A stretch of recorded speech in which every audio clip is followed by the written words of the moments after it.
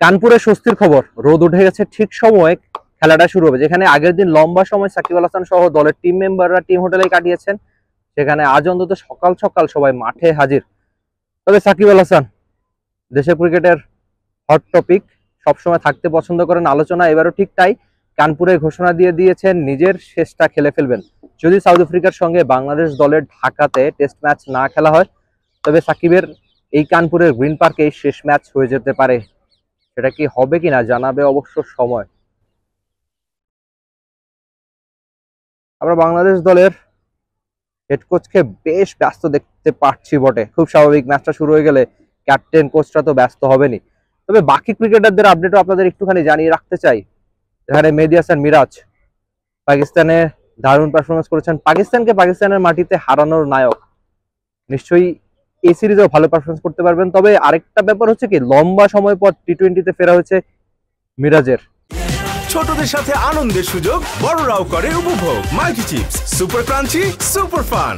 নিশ্চয়ই তিনি ভালো পারফরমেন্স করতে চাইবেন, আর এই টেস্টের আগে আপাতত বাজিয়ে রাখতে চাইছেন তার সঙ্গী মাহমুদুল হাসান জয়। দুজন প্রায় খানিকক্ষণ ওয়ার্ম আপ করে নিলেন ম্যাচের আগে। মেহেদী হাসান মিরাজের উপর বড় দায়িত্ব, তিনি আটে ব্যাট করে থাকেন। নিশ্চয়ই ব্যাট হাতে সঙ্গে বোলিংয়েও দলকে ভালো সার্ভিসই দিতে চাইবেন এই মেহেদী হাসান মিরাজ। অন্যদিকে সাকিব আল হাসানের ব্যাটিং প্র্যাকটিস শুরু হয়ে গেছে। তিনিও ম্যাচের আগে বাংলাদেশের একটা উইকেট পড়লেই কিন্তু সাকিব আল হাসানের ব্যাট করতে হবে, এজন্যই শেষের আগে অন্তত নিজেকে বাজিয়ে রাখতে চাইছেন। আর ম্যাচ শুরুর আগে ক্রিকেটাররা কিভাবে ওয়ার্ম আপ করে, কিভাবে নিজেদের তৈরি করে রাখে, সেই ব্যাপারগুলো আপনাদের জানিয়ে রাখতে চাই। সেটাই বোধ করি কানপুরের সবশেষ। কানপুরে আদতে ম্যাচ ড্র হওয়ার পথেই, কারণ 2 দিনে একটা বলও গড়ায়নি, সেটাই বোধ করি সবচেয়ে বড় অস্বস্তির। আর আপনি যদি ক্রিকেট ফ্যান হয়ে থাকেন তাহলে এমন ছবিগুলো আপনি পছন্দ করতে চাইবেন না, যেখানে খেলাটা বন্ধ বৃষ্টির কারণে।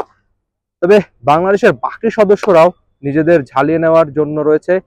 বাংলাদেশের কোচিং স্টাফ থেকে শুরু করে সবাই আপাতত ব্যস্ত সময় পার করছেন বটে।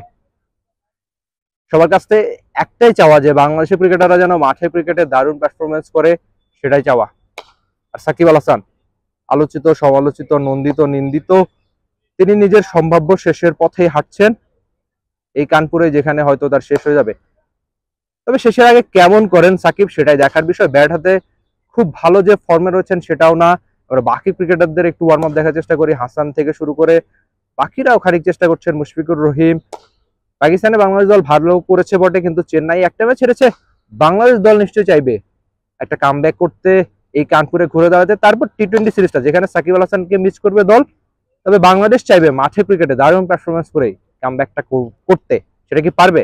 তবে আপাতত স্বস্তির খবর, কানপুরে রোদ উঠেছে, তীব্র রোদ যাকে বলে, ঠিক তাই। ম্যাচটা ঠিকঠাক শুরু হবে, সাকিব আল হাসান নিজের সম্ভাব্য শেষটা রাঙাবেন, সেটাই সবার চাওয়া। Rifat Emil, T Sports, Kanpur, Bharat. For more updates, subscribe to our YouTube channel and click on the bell icon. Follow us on Facebook and Instagram. Download T-Sports app to enjoy exciting games and highlights. Visit tsports.com.